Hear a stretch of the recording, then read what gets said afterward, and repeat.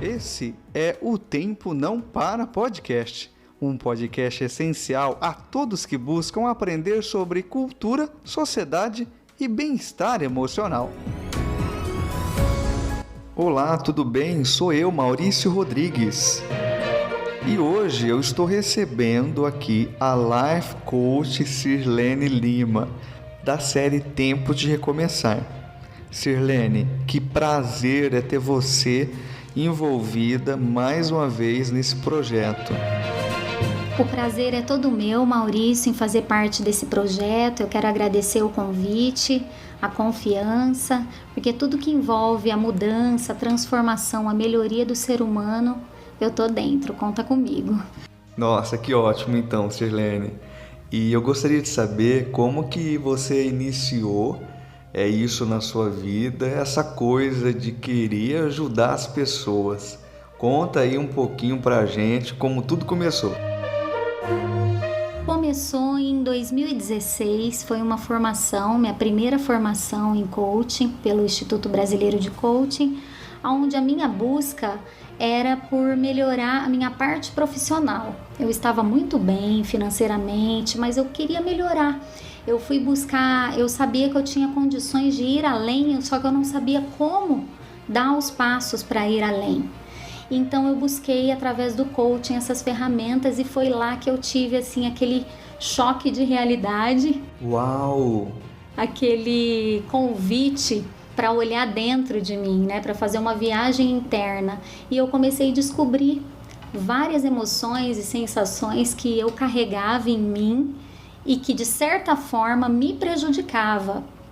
E foi depois dessa descoberta que eu falei, uau, gente, eu preciso aprender a lidar com essa máquina aqui interna, esse cérebro, né? E extremamente importante, né? Isso, eu preciso aprender a lidar com isso e eu tenho certeza que milhares de pessoas estão assim como eu, totalmente ignorantes da sua própria máquina interna, né? Vivendo realidades que não gostaria de viver, sofrendo, vivendo dores, produzindo emoções que em vez de ajudar as pessoas, de nos ajudar, nos atrapalha.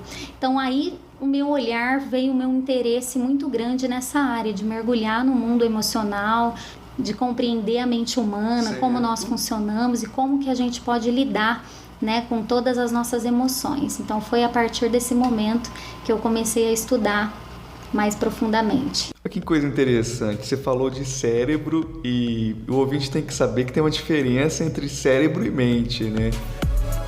Bom, eu só queria ressaltar que é muito importante saber que existe sim um estudo que faz o mapeamento do cérebro dentro do seu aspecto físico. E a mente, hein, Sirlene, como é que fica?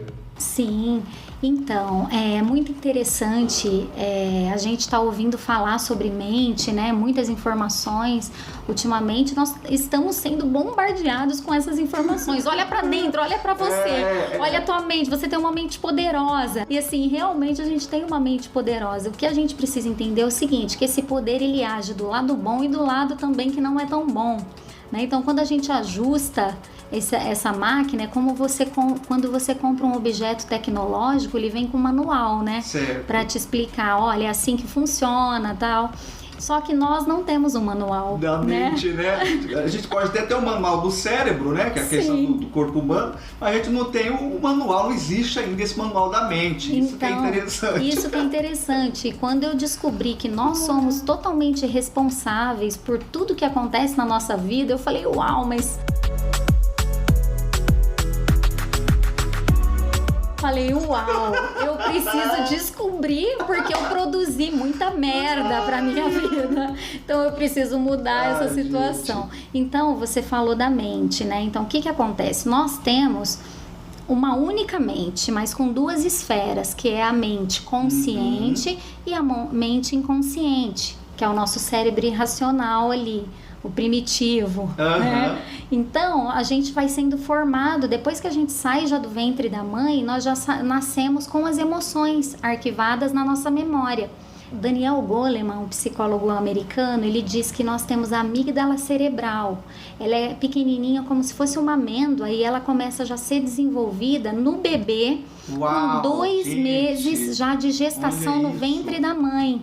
Então ele já começa a captar as emoções. É como se fosse uma anteninha, sabe, no nosso cérebro, que capta a emoção da mãe. A mãe se sentiu triste, alegre, sentiu contentamento, sentiu raiva, tristeza, enfim, todas as emoções nós mulheres sentimos em 9 meses, né? Nossa! Então o bebezinho já nasce com esse sistema das emoções arquivado na sua memória, baseado nas emoções da mãe.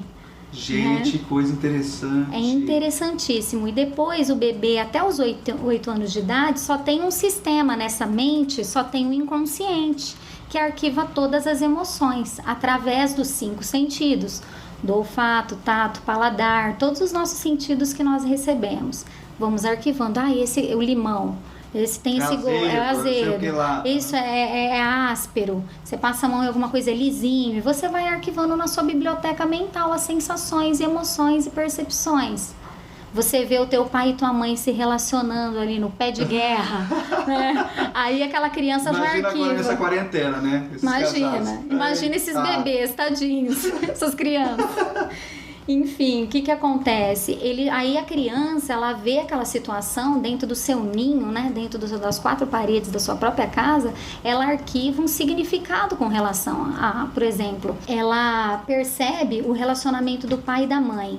Então ela já arquiva na memória, ela começa a ter uma percepção. O que significa um relacionamento a 2? O que significa um casamento? Sim. Então, por isso que cada pessoa tem uma experiência única, né? Porque cada um viveu uma experiência. Né? E depois, com 8 aninhos de idade, a gente começa a vir o crítico, né? O racional, aquele Sim. que começa a separar, isso pode, isso não pode, e começa a organizar, né? Aquilo que faz sentido, o que não faz, o que eu acredito, o que eu não quero acreditar. E o interessante, Maurício, o que mais me mexeu comigo, com a minha alma de ajudar pessoas, é quando eu descobri que essa mente que foi arquivada até os 8 aninhos de idade, todas essas experiências vividas, é a que rege a nossa vida adulta. A primeira infância ali fica registrado para sempre aí na nossa HD mental, né?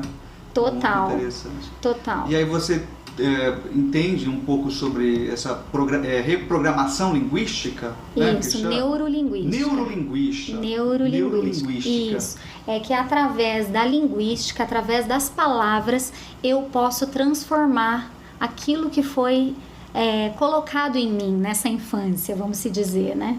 Porque se hoje eu vejo que algo não está dando certo na minha vida, eu posso olhar para dentro de mim, revisitar as minhas memórias, né, buscar lembrar aquilo que eu vivi lá atrás e ressignificar. Então a PNL é extremamente importante, né? Importantíssima a programação, porque eu só vou reprogramar aquilo que eu identifico que precisa ser reprogramado. Né? É impossível você reprogramar algo que você não identificou. Tem algum autor que você poderia citar para o ouvinte, de repente, ler esse livro sobre PNL, entender um pouquinho mais sobre isso?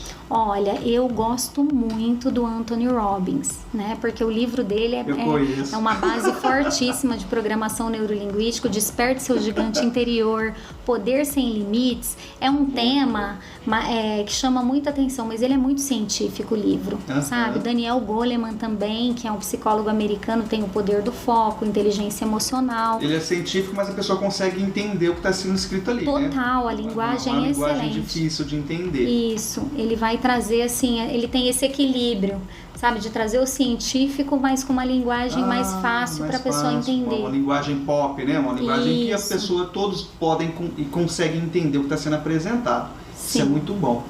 Inclusive, Maurício, o coach para mim foi um reencontro que eu tive, porque em 2006 eu comprei o livro do Anthony Robbins, Desperte o Seu Gigante Interior. E aí, o que aconteceu?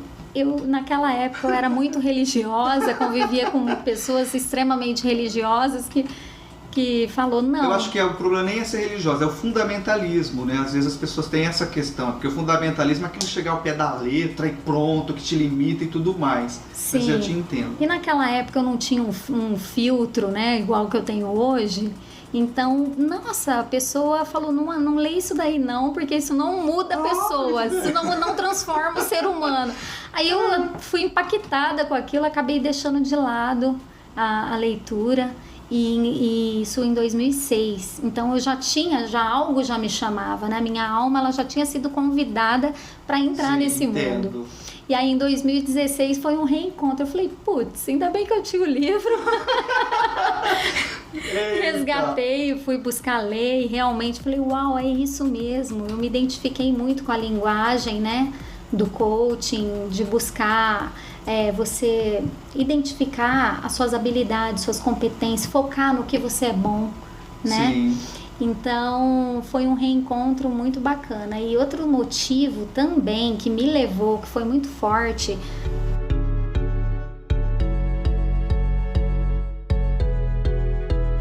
foi a questão de eu ter me tornado deficiente física em 2012, né, do acidente que eu sofri. E eu identifiquei o seguinte, falei, uau, a deficiência, a verdadeira deficiência, eu falei, não é a física, a que os olhos vê, é aquela que os olhos não vê e que atua na nossa vida nos prejudicando, né? Que atua na vida das pessoas causando aí autodestruição, né? Autoestima baixa, fazendo com que a pessoa se sinta sempre inferior, não é bom o suficiente. Então essas emoções, essas deficiências, essas sim precisam ser trabalhadas. É uma coisa que eu vou perguntar, né, é em relação a essa questão do coach, que existe muito preconceito em relação, né, a essas pessoas que são formadas em cursos de coach e tudo mais. Inclusive eu, né, tenho essa coisa, esse problema.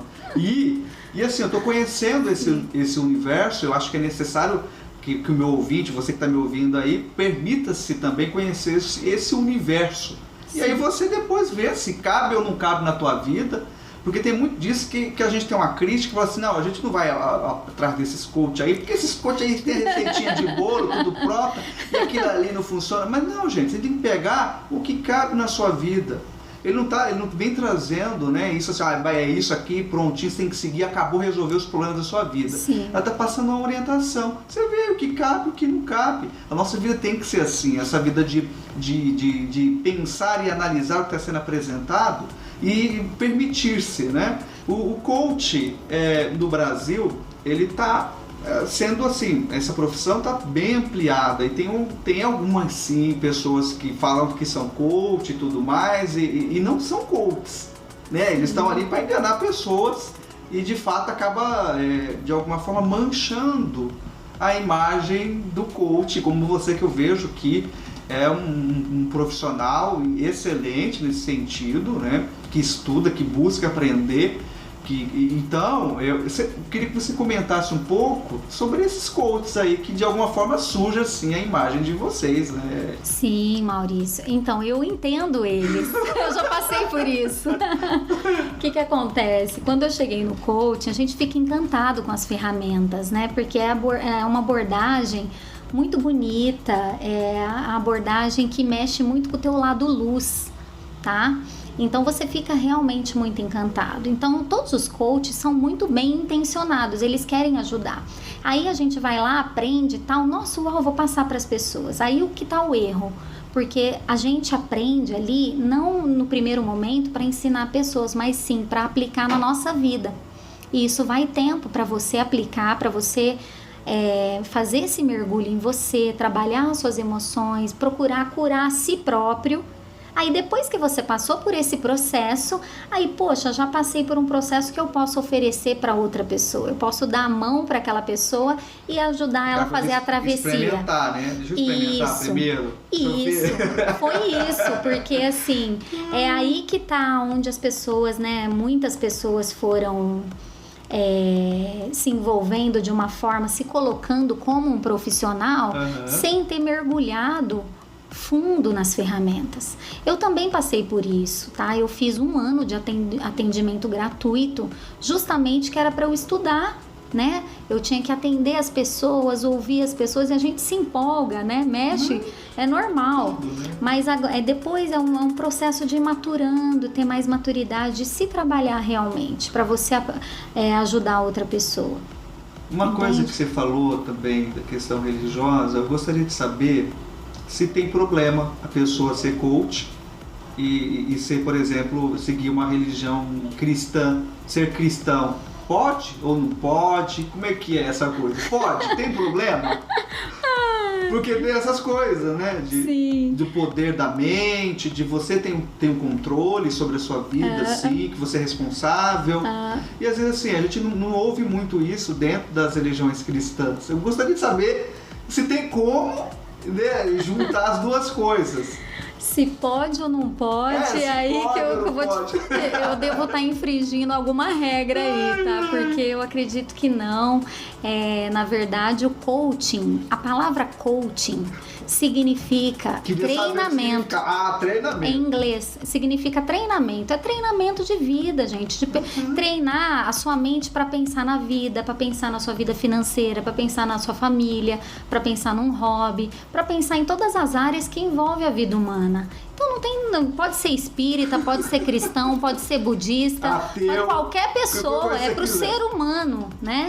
Entende? Inclusive em 2017 eu retomei assim o meu lugar como cristã, porque na minha mente ficava falando: você vai linkar o coach com a palavra, o coach com a palavra, o coach com a palavra. Eu falei, não acredito nisso, eu vou ter que fazer isso. Pois é, mas faz todo sentido.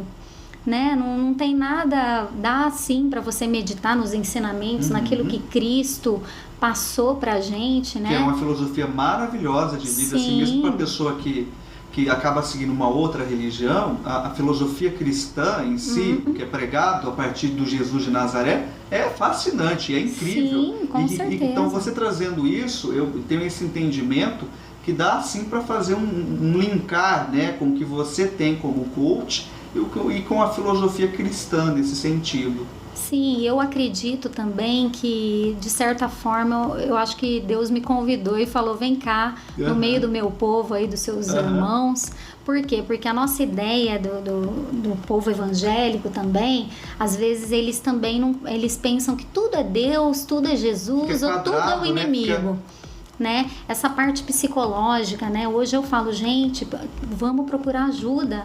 Os psicólogos estão aqui para ajudar a gente a organizar a nossa mente, cuidar da nossa alma. Porque o ser humano, ele tem uma coisa: quando você leva um corte no braço externo, você corre para dar os pontos, você quer fazer uma plástica, você vai no médico, mas quando a tua alma está sangrando, aí a pessoa não busca o médico, a pessoa adequada que foi preparada para ajudar. Quando a mente está descontrolada, né? Que a gente também não se preocupa com isso. Então eu acredito que eu também estou levando essa nova percepção, essa nova ideia de que nós estamos aqui todos, que Deus, ele mora, né? Ele não mora tão distante, ele mora dentro de cada um de nós, né?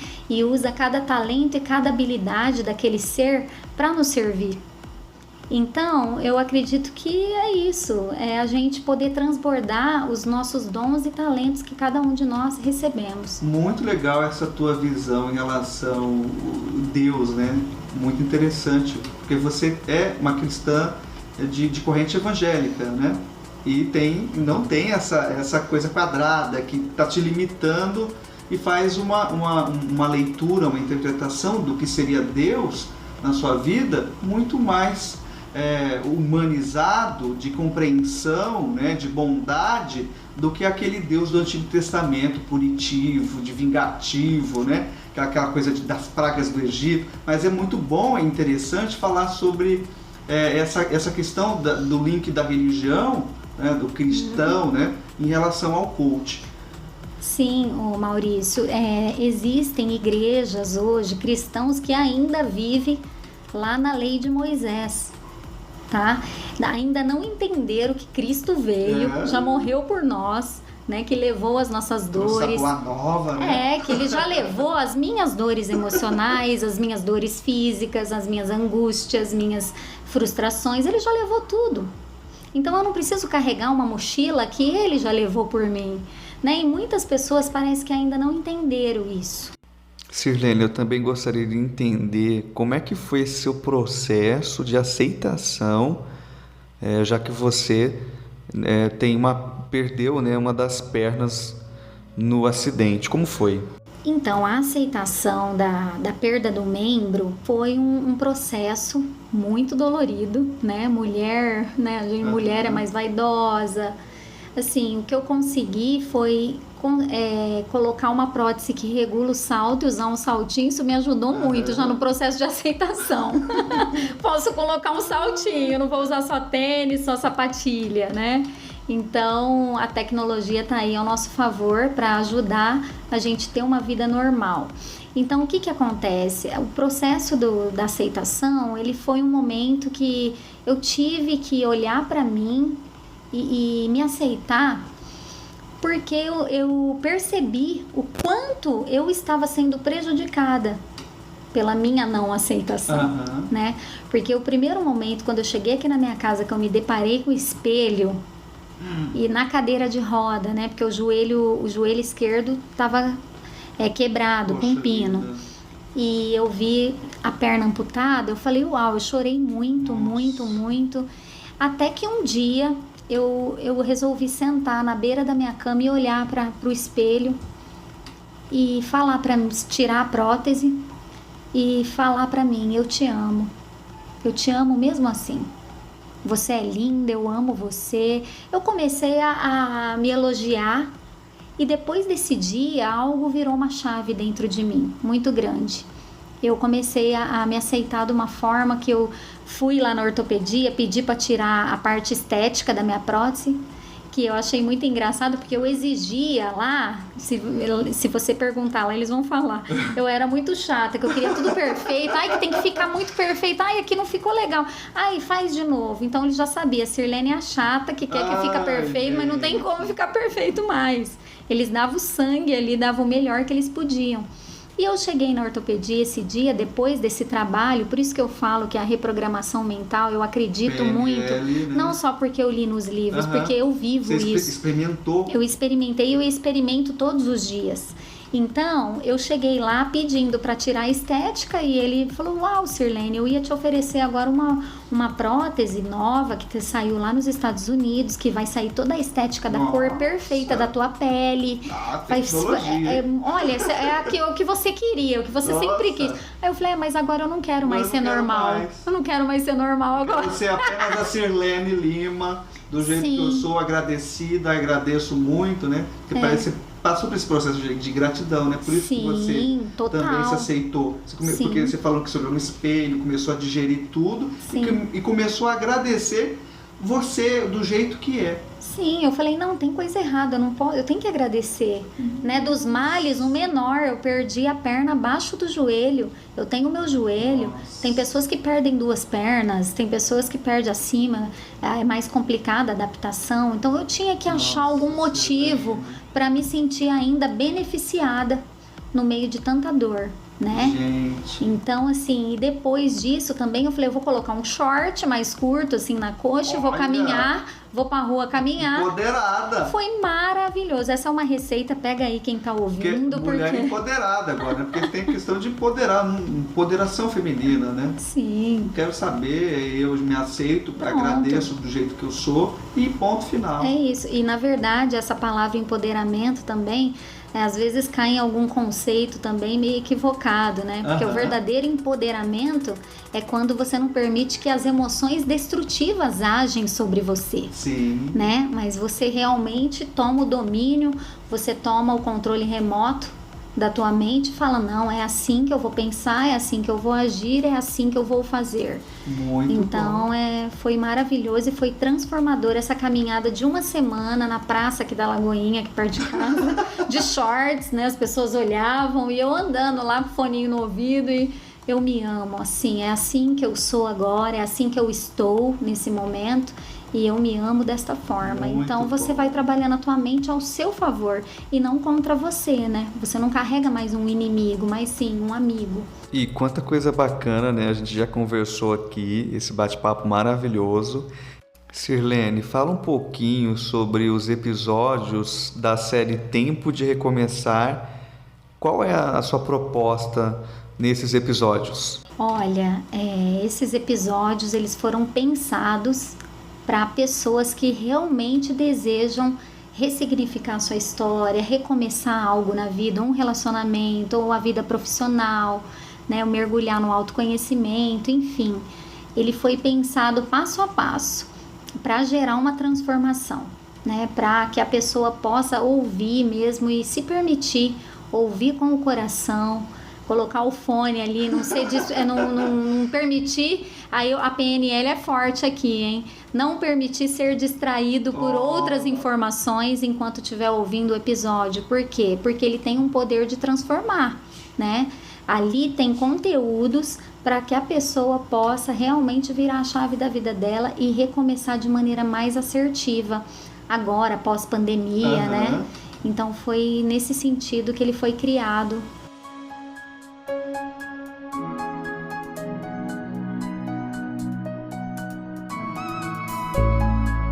Essa foi a Sirlene Lima, e se você quiser entrar em contato com ela ou comigo, basta você consultar a descrição no episódio. Lá você vai encontrar as nossas redes sociais, e que com certeza você encaminhando a mensagem para nós vamos responder com todo o carinho possível, não é, Sirlene? Com certeza, vamos interagir, né? Vamos nos conectar cada vez mais, envia dúvidas, perguntas, e nós estaremos aqui prontos para responder vocês. Eu agradeço, um grande abraço, até a próxima. Agradeço e até a próxima, um forte abraço.